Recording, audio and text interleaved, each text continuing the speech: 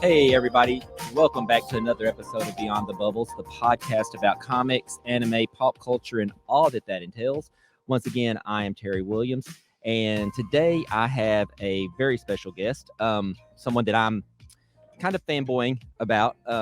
Mr. Kevin Grevioux is joining us today. How are you, sir? Yeah, you know, man, how's everything going? I am good. Good. So, everyone knows that for me, Blue Marvel is my favorite character ever, and I wanted to get into this. Oh, really? Yeah, I wanted to get into this first. I've been collecting comics. Yeah. I'm 53. I've been collecting comics pretty much as long as I can remember.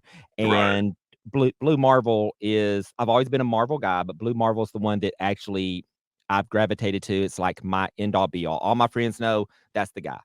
Right. I'm curious. You of course, I created the character. Right. My curiosity is, how did you come up with that character, and just kind of its history, why you wanted to bring that character to life? Well, you know, I've been a comic book fan since I was, probably 12. That's when I really started collecting. Before that, I had comic books lying around every now and then. You know, I mean, when you start reading, age 5 or 6. Right. So I guess in that 5 or 6 year period before I actually started collecting, I might have had like 10 comics, Sure. but they were never really a big deal. But then I started collecting, and it opened up this whole new world, Mm-hmm. But what I really didn't see, and I was 14. I think I was 12 or 14. I think I was 12. Maybe what I didn't see was a black character that reflected the environment Right. that I was in.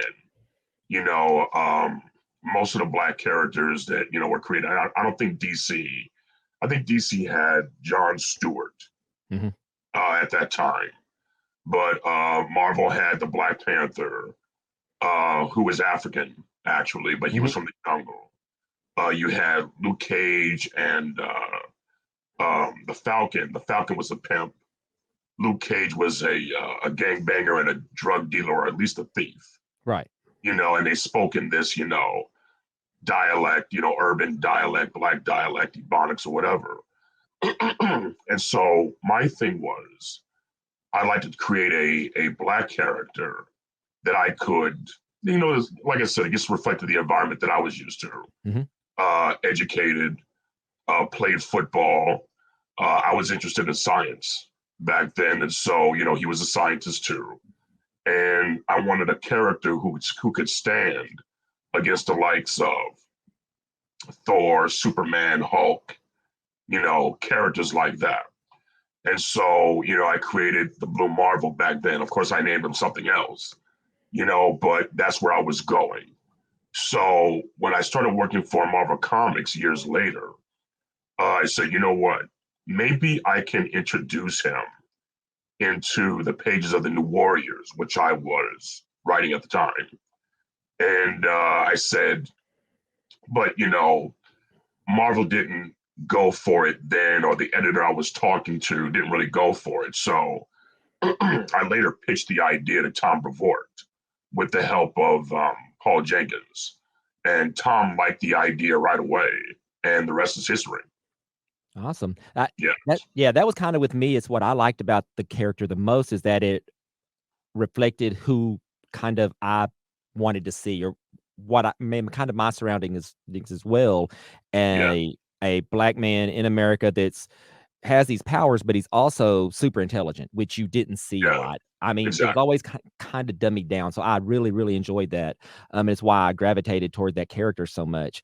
But, and even the Black Panther, I think he was supposed to be a scientist. Mm-hmm. We've only seen him at that time in the laboratory a few times, and he wasn't doing much. He was like a side character in the laboratory, who played second fiddle to, Tony Stark or Henry Pym, right?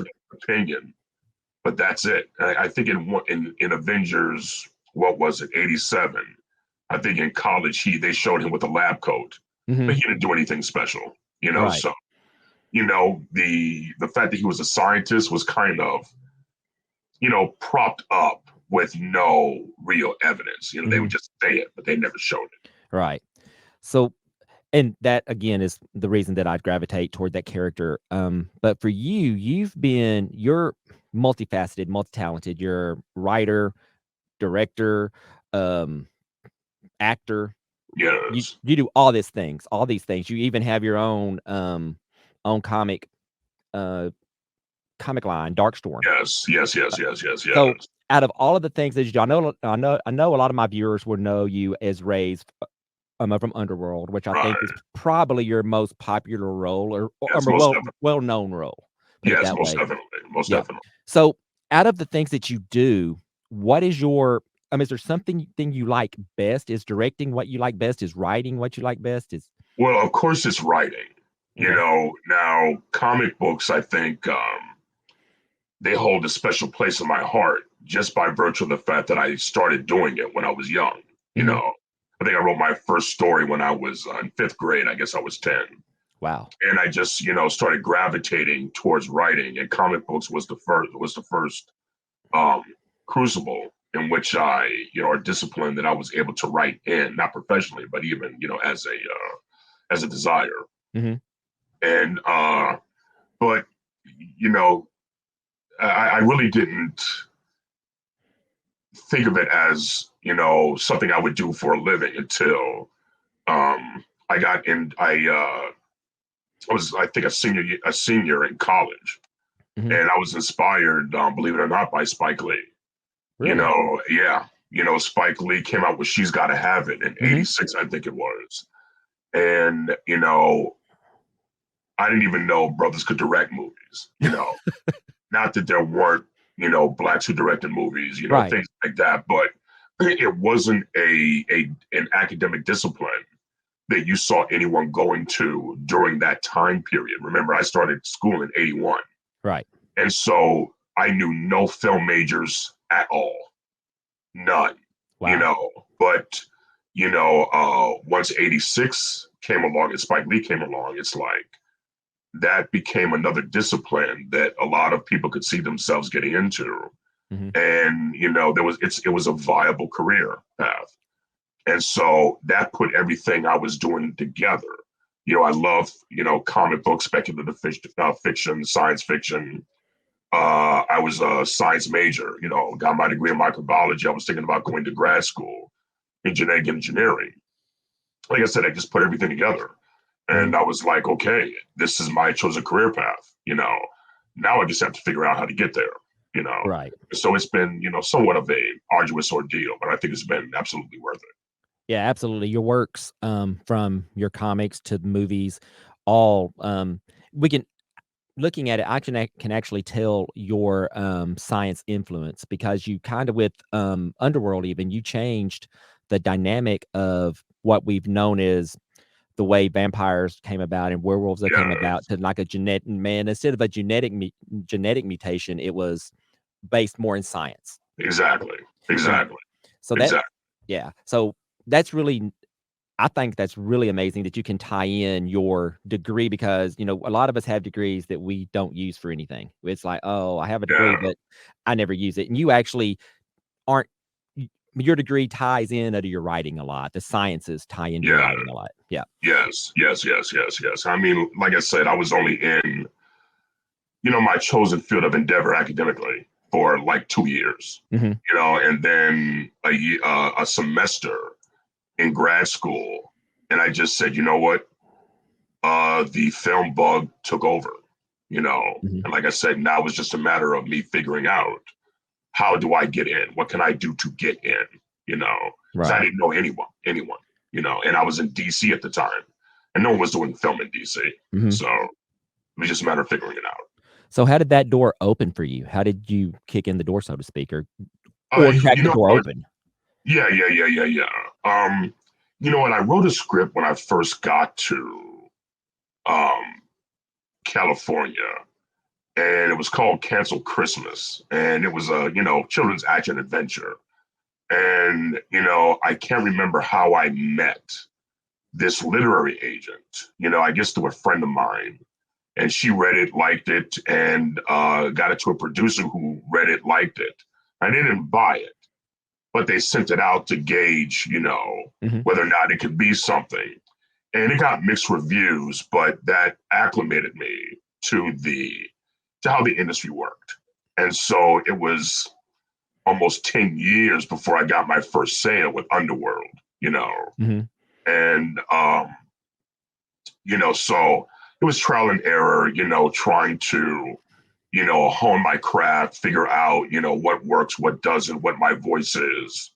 I knew what the kinds of things that I liked, but, were they the kinds of things that people are willing to buy and pay for? Right. That was I had to figure that out too. So yeah, and then comic books came as a consequence of, my actually having done Underworld. Mm-hmm. I had actually tried to get into Marvel in '87 when I was still in DC, and I got a couple of rejection letters. But that's par for the course. In Right. fact, I still don't think I have one. And but when I did Underworld, then Marvel came looking for me. And that's when I got the New Warriors, and of course, Blue Marvel followed shortly thereafter. So. Right. So when you got the New Warriors, I mean, I remember reading that. That was never one of my big reads when I was younger, but I did read it. So when you got that writing gig, was it something that you thought, okay, this is my entryway into something bigger, or did you always have aspirations of maybe bringing your characters to life, instead of writing as someone else's characters? Well, I wasn't thinking about creating my own characters necessarily because I like Marvel and DC's character, mostly Marvel. Mm-hmm. And, like my favorite book growing up was the Fantastic Four. My favorite hero was the Hulk, Mm-hmm. And so it would have been a dream come true to work on those characters. But, the comic book industry doesn't work like you think. It doesn't work based on logic, um, you know, you don't get to write what you want. Right. You get assignments, Mm-hmm. and then hopefully, you can pitch, for a character that you like, Mm-hmm. and see what they say. And but none of my pitches, although I had people like them, Mm-hmm. but they never went anywhere. But the Blue Right. Marvel, that went somewhere. Yeah. Now, having said that, if I had to do it all over again, I would never sell it to Marvel, And the reason why is because of, well, it's a myriad of things. One of them was something that happened to Ed Brubaker. Here he didn't create Bucky, but he created out of Bucky or from Bucky, Winter Soldier, Mm-hmm. and created this whole mythos behind what happened to Bucky after the close of World War II when he was supposedly blown up and killed. And they actually made that into a movie, and he did not get a dime, And you start looking at that and you say to yourself, is this what our creative efforts wrought if you, work on the Big Two's character? And the answer is yes.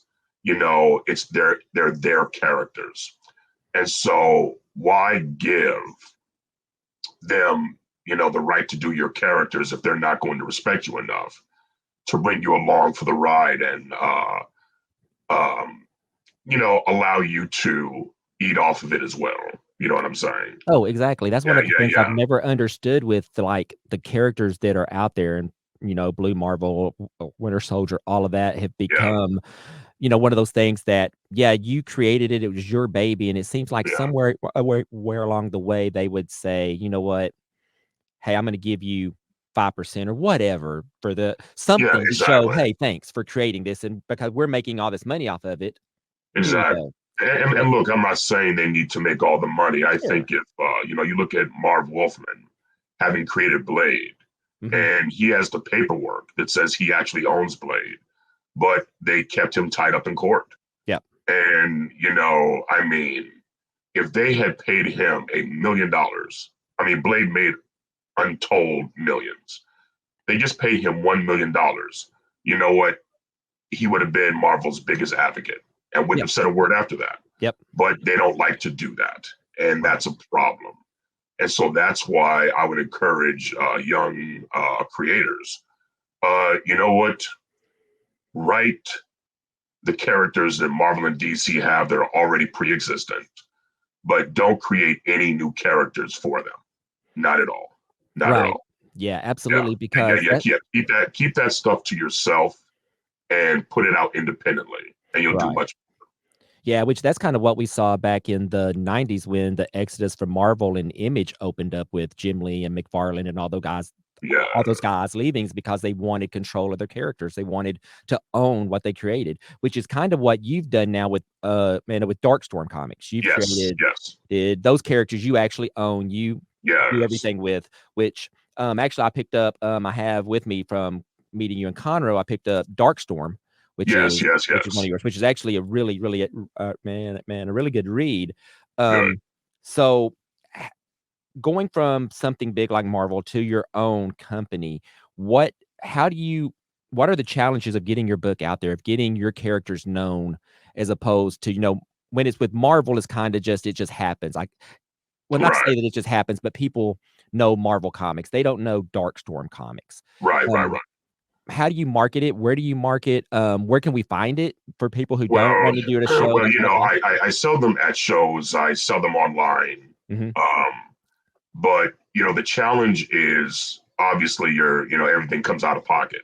You mhm, know, and then trying to find people to do it for the price that you need to in order for you to be in order for it to be profitable. right, As far as marketing, you have to use your social media mhm, presence mhm, to market it as best you can.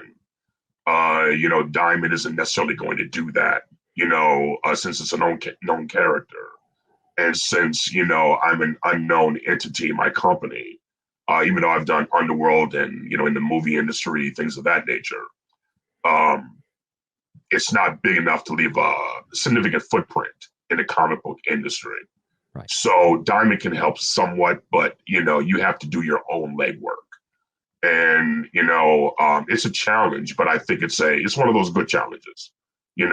But my goal, since I'm also a director and a screenwriter, is to bring it to screen, the big screen. yes, And so enough people out there in Hollywood land, or whatever you want to call it, are familiar with my work that they would take a look at whatever I produce. right, And so that's what I'm looking at.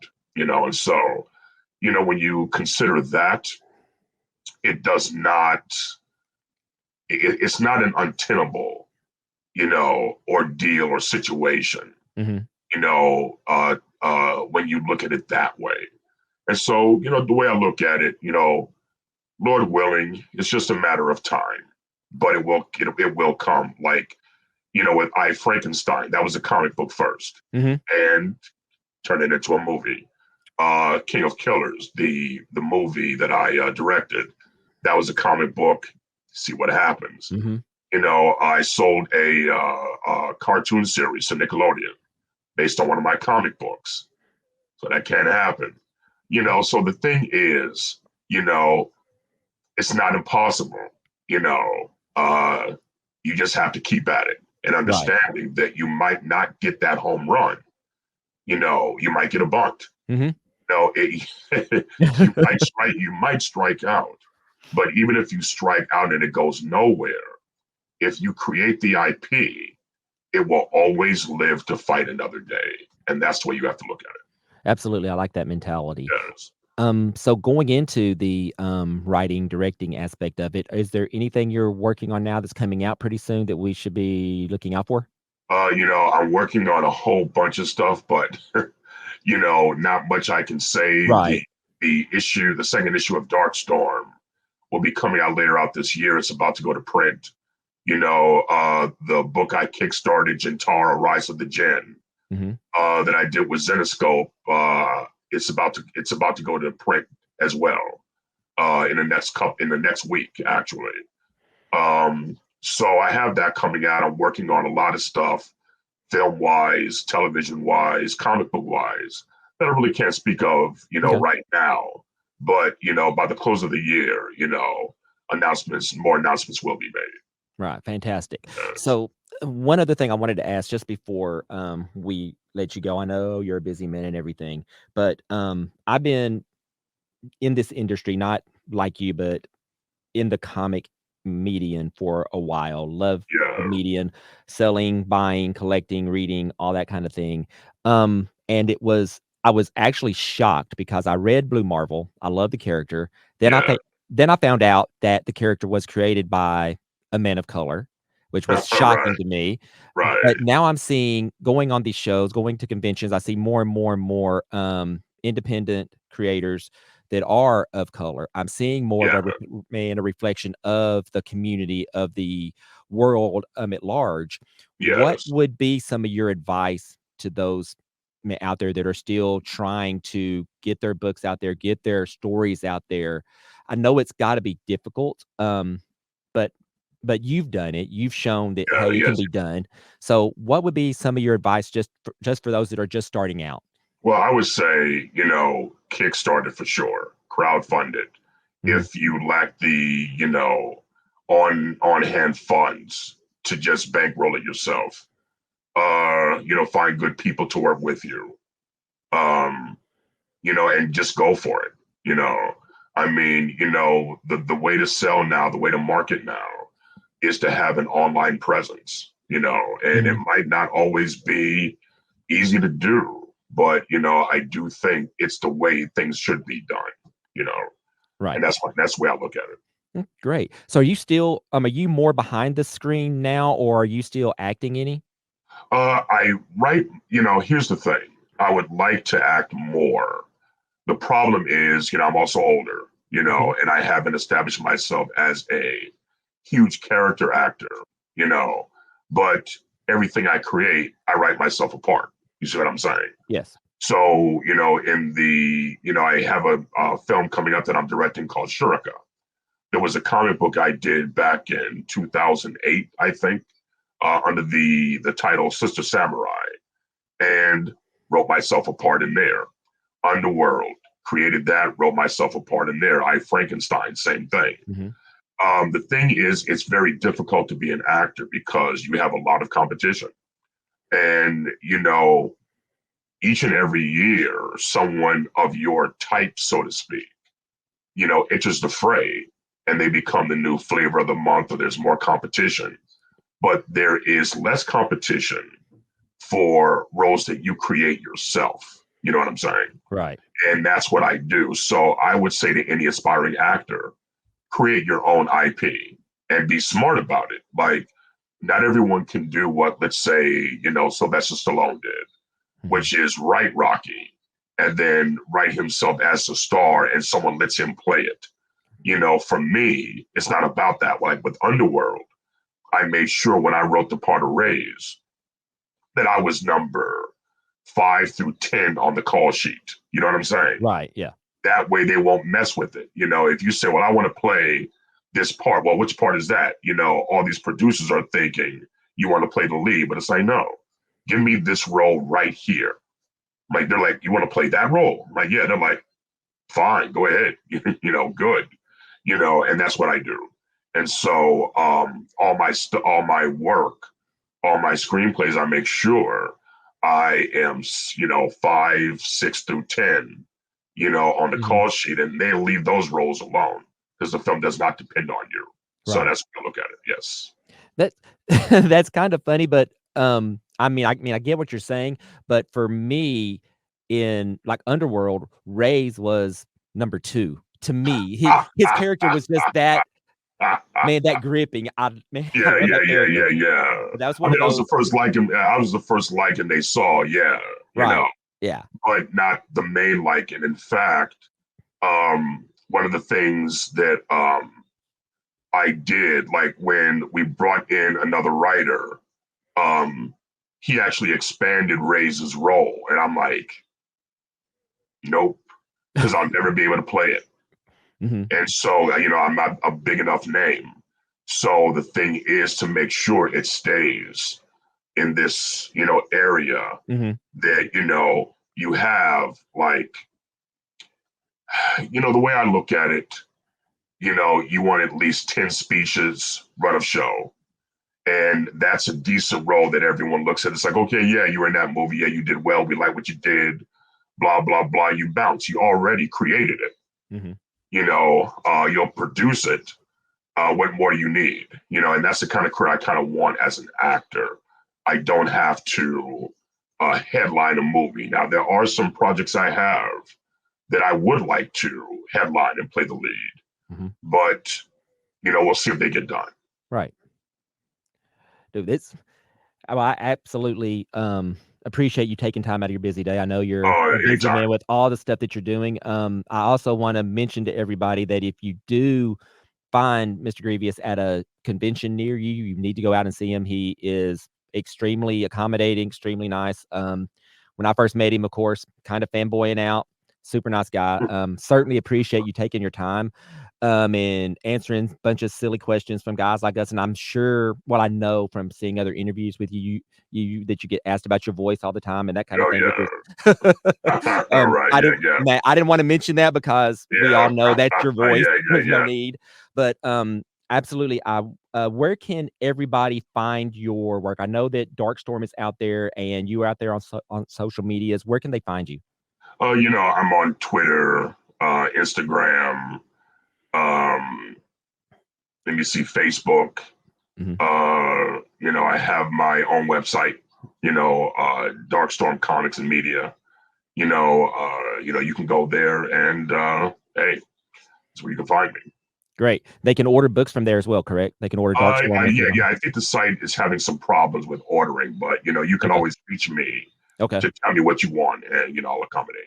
Fantastic. Mr. Grevioux, again, I appreciate you coming from a fan of yours for a while. I absolutely thank you for your time, your hospitality, letting us know what's coming down. We'll look out for you, and we will, again, just thank you so much. It's an honor. Thank you for having me. Appreciate it. Thanks, sir. Have a good one.